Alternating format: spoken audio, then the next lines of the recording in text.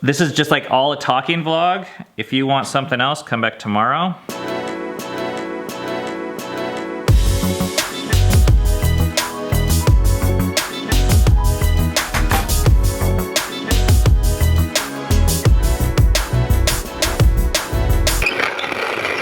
Do you ever feel like not vlogging on a certain day? Latest issue, National Geographic.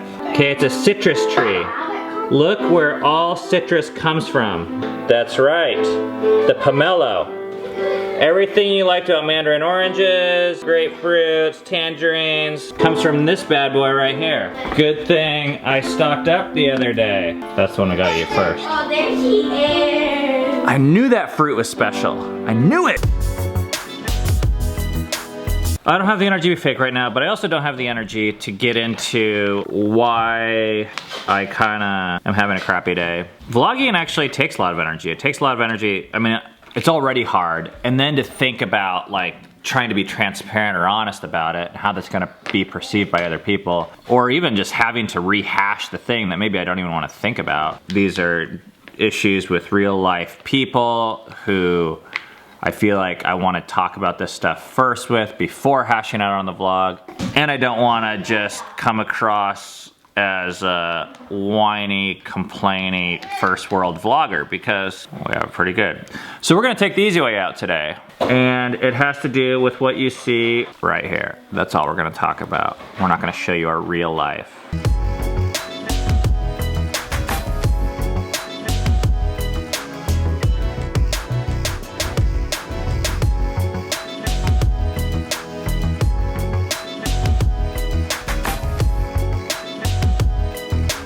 It's late and we have been through a whole day with no filming. This whole like not filming thing, I'm like kind of torn on it because, you know, these talking head videos, first of all, Seven hates editing them, but he's getting pretty good at them in case you haven't noticed. But actually some of our talking head videos recently have got the most comments, which makes me think that you guys like them. It's time for Q&A. 7, 6, 5, 4, 3, 2, 1. You'll never have the sacred stone. Oh, this you crazy mother.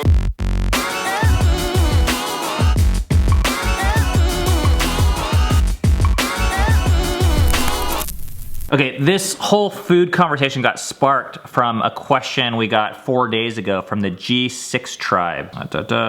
Can you do a vlog that focuses a lot on your family's food philosophy, like the sign above your table? How you meal plan, what your rules are. You don't like eating McDonald's, but you'll eat Chick-fil-A? Why? About 15 years ago, I stopped eating at McDonald's after watching a documentary. It's not the one you might think. This one was called McLibel, and it was all about how McDonald's spent their money suing people in Great Britain and ruining their lives over something that they knew was wrong. They were basically just bullying. From that point on, I decided I do not want my dollars going to McDonald's anymore. It was a financial decision. So we stopped going to McDonald's. And Chick-fil-A, it doesn't feel like fast food. That's probably all marketing, I get it. They're a little bit nicer, there's flowers on the table, sometimes there's live music. Our friends got us hooked on it. Our friend is also the manager of the restaurant. And they give out free stuff all the time.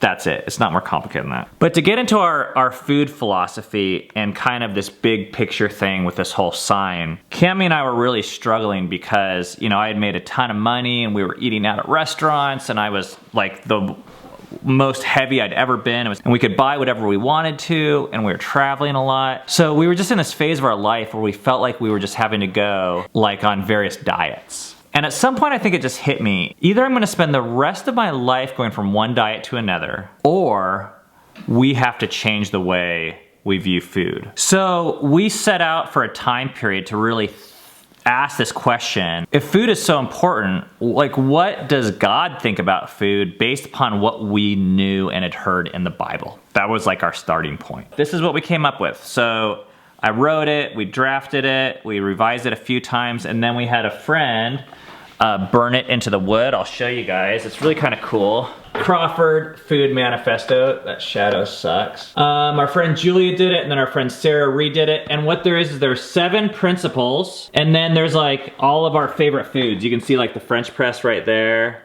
and pancakes that we do on Saturdays, and some fruits and vegetables. So we're gonna go through these 7 points. I'm gonna post all these so you can take this. So the first one says, we are free. Food exists to help us live free lives, not to enslave us through distraction or instant gratification. I've seen different forms of bondage. One is just letting ourselves go, and we just eat whatever you want, and then pretty soon you become a slave to either your diet, like you can't say no to sugar, or pop, or something that we crave. But then there's the other side where people are constantly dieting. I've done this. Dieting can be another form of bondage. And what we wanted to start off with is we believe that Christianity is about freedom. What Jesus brought and what God wants for us is to be actually like happy and free. And we are the most free and happy when we are living into his ways. Not like the rest of our life is, no sugar, no things that you like, no, no, no, no, no, no, no, no, no.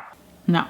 And that sets the tone for everything else, because these like things that we believe, they're things that we believe will help us and make us more free, not make us more skinny. But I think this also comes from a belief that our eating compass, if you could say, something's like off. We go to food for wrong reasons. We eat the wrong kinds of food. The second point is that food teaches us. Food helps us to understand our desire and dependence on the temporary so that we can understand our need for the eternal.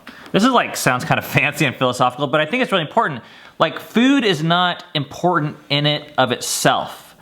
I mean, it is in a way, but like actually it's meant to point to something else. So there's this famous line where Jesus says, man does not live by bread alone, but by every word that comes from the mouth of God. He was saying, you know, you think you need food, but I'm actually what you need. And you think you need water, but I am everlasting water, and if you drink of me, you will not thirst again. Instead of just looking at it as like, oh, I'm hungry, I need to eat, or I like that, I'm gonna slam it, we're looking for how can we understand God and his ways from even the fact that we need food regularly. And experience God. Like if you taste something sweet, you're like, oh wow, God is good. Certain churches, maybe it's like Catholic churches or other churches, have a phrase for us. It's called a sacrament. It's like an outward sign of an inward truth. I think this is that, basically. Number 3, food is personal. What we eat is physical, but our decisions are spiritual. These decisions are important and impact every area of our lives. What I mean by this isn't necessarily that food is personal in that it's individual, but it's actually a part of our entire personhood. And our bodies, our spirit, mind, soul, flesh, bones, whatever. I mean, it's like one unit. I notice when I eat sugar all day, like my body gets sick, but also my soul gets sick. Yeah, my emotions get out of whack. I don't think it's just fair to just treat them like it's just a physical problem or solution or issue. Number 4, food is an art. Food helps us worship. We want to enjoy and celebrate through beauty, taste, and presentation. Food is meant to be fun. Like, it's cool, it's beautiful. Saving money can be important, efficiency can be important, but also feasting. God didn't have to make it so we needed food. He could have made us solar powered. He could have made us so that we have IVs in us all the time. Number 5, design is important. We want to understand God's design for plants, animals, our bodies, and our time so that we are partnering with his plan for our lives. I don't know if you guys have heard of Joel Salatin. He's an incredibly influential food guy. He wants to understand the chickenness of the chicken and the pigness of the pig. And he talks about modern agriculture and how we like chop chickens' beaks off. From the very beginning, you can see that we're not partnering with God in his ways and how he designed animals and chickens. We're asking a different question. How can we get this as cheap and as fast and as tasty and as distant from me as possible? And we think that all those things about a chicken or about a garden are actually in our best interest to understand.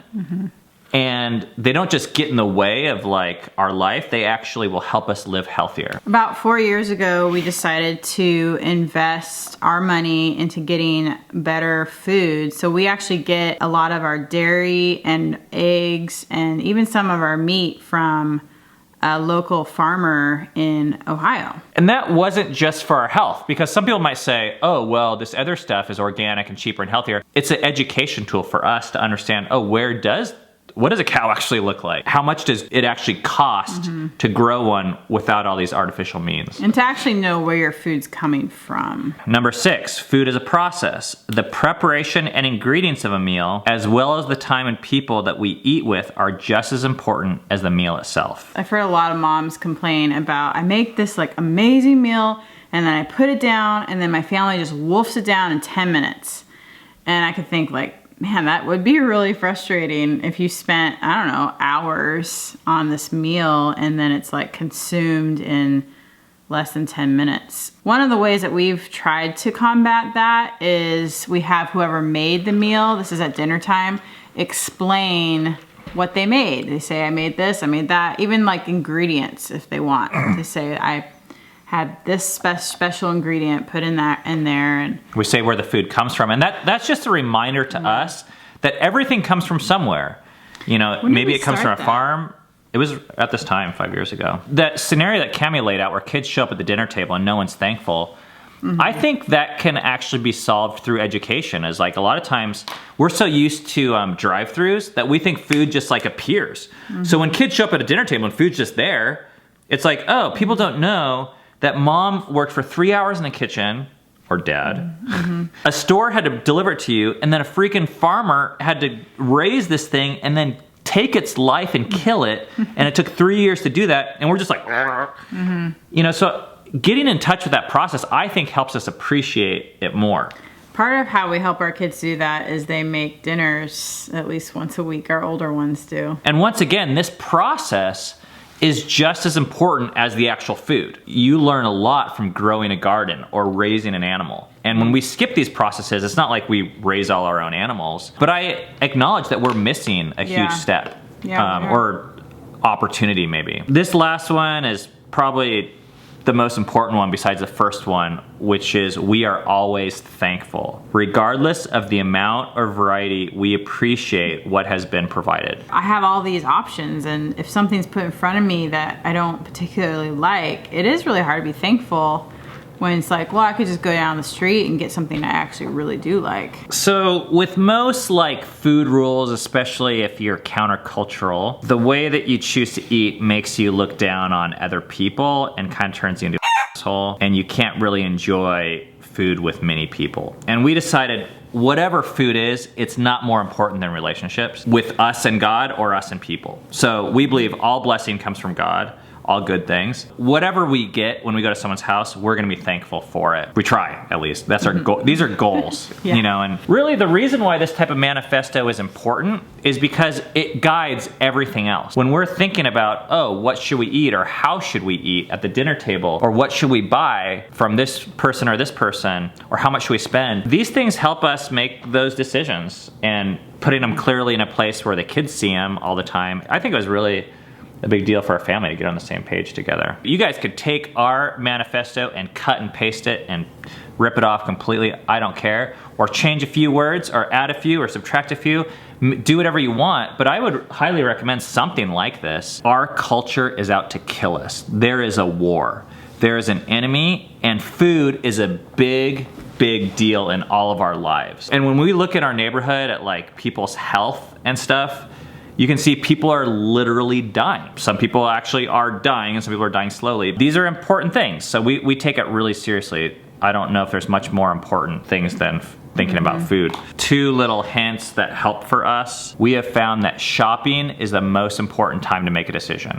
When you shop, what you put in your cart, if it's in our house, we will eat it. So we stopped buying a lot of stuff that we thought was killing us, and that helped a lot. The second thing is we have eliminated like most desserts as a regular occurrence. So you guys will see Cami and I sneak our stuff every now and again. Instead of having dessert like every night, because we just believe sugar is like in everything, and it's one of the primary killers. A way around that though is we have sugar on Friday and Saturday during our Shabbat, and then we have kind of it like on Wednesdays for our date nights. Whatever rule we have, it's important to recognize that it's really just a guideline to help us. It doesn't make you a better person or a more spiritual person. If you guys want more information, this book was super helpful to us on the like practical nutrition. It's still a little bit philosophical, but it's short. I mean, you'll have like chapters that are that long? Thank you for that question. I really hope this is helpful for you guys. Let us know in the comments also, are these talking videos helpful? Or is it more like the, you know, watching us run that you like better?